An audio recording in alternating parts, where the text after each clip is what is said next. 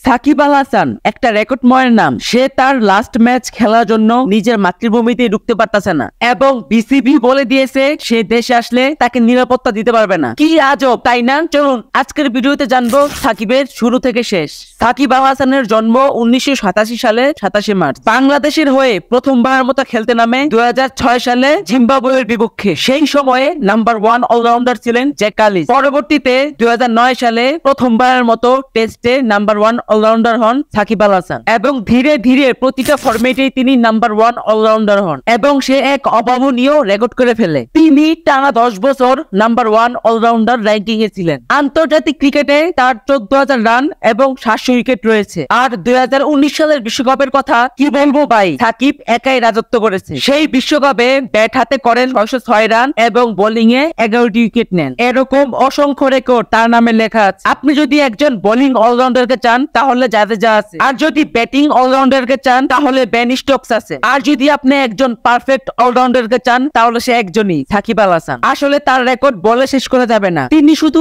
বাংলাদেশের না, পুরো ক্রিকেট বিশ্বের ব্র্যান্ড অ্যাম্বাসিডর ছিলেন। তার ক্রিকেট জীবন যতটা উজ্জ্বল, তার পার্সোনাল লাইফ ঠিক ততটাই নিস্তেজ। বিতর্ক তার পরম বন্ধু ছিলেন। শুরুটা হয়েছিল 2010 সালে মিরপুরে ভারতের বিপক্ষে। এক বক্তের উপর তিনি ক্ষিপ্ত হন। 2014 সালে শ্রীলঙ্কার বিপক্ষে সাকিব আল হাসান আউট হবার পর টিভি ক্যামেরা তাকে বারবার দেখাচ্ছিল। এই জন্য সাকিব আল হাসান অশ্লীল অঙ্গভঙ্গি করেন এবং বিসিবি সাকিবের উপর ক্ষিপ্ত হন। এই জন্য তাকে শাস্তির মুখে পড়তে হয়েছিল। এতটুকু পর্যন্ত ঠিক ছিল, কিন্তু 2019 সালে জুয়ারের প্রস্তাব আইসিসি কে না জানানোর জন্য তাকে 1 বছরের জন্য সমস্ত ক্রিকেট থেকে ব্যান করে দেয় আইসিসি। এতদিন তো বিসিবি তার উপর অ্যাকশন নিয়েছিলেন, কিন্তু এই ঘটনার পর আইসিসি তার উপর অ্যাকশন নেন। অতঃপর 2021 সালে ঢাকা প্রিমিয়ার লিগে আম্পায়ারের ডিসিশন পছন্দ না হওয়ার কারণে স্টাম্পে লাথি দেয় সাকিব। লাথি দেওয়ার কারণটা আমরা সবাই জানতাম, কেননা ডিপিএল এ আম্পায়ারিং অনেক বিতর্কিত ছিল। যদিও সাকিবের প্রতিবাদ করার মাধ্যমটা ভুল ছিল। দেখুন, আপনি যদি তার পার্সোনাল লাইফ দেখে জাজ করেন তাহলে সে আপনার চোখে ভিলেন, আর যদি খেলোয়াড় জীবন থেকে জাজ করেন তাহলে সে আপনার চোখে হিরো হবেই। তবে আমার মনে হয় একজন প্লেয়ারের খেলোয়াড়ের জীবনই দেখা উচিত, কারণ তাকে আগে আমরা একজন খেলোয়াড় হিসেবে চিনি,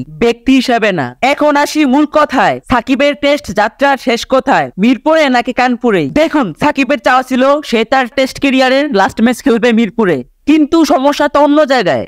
রিসেন্টলি বাংলাদেশের গভর্নমেন্ট চেঞ্জ হওয়ায় সে তার এমপির পদবি হারায়। এই জন্য বিরোধী দল তার নামে মামলা দেয়। ঠিক এই জন্যই সাকিব মনে করতেছে এখন সে দেশে সেফ না। সাকিব বিসিবির কাছে আবেদন জানায়, যদি তাকে নিরাপত্তা দেয় তাহলে সে মিরপুরে আসবে, কিন্তু বিসিবি প্রধান সরাসরি না বলে দেয়। তারা বলে কারো পার্সোনাল লাইফের প্রবলেম বিসিবি বহন করবে না বা তাদের হাতে নেই। দেখুন, আমি যদি একজন ক্রিকেট প্রেমী হিসাবে আমি আমার মন্তব্য দেই, তাহলে কেন বিসিবি বাংলাদেশের কিংবদন্তির ইচ্ছে পূরণ বা নিরাপত্তা দিতে পারবে না?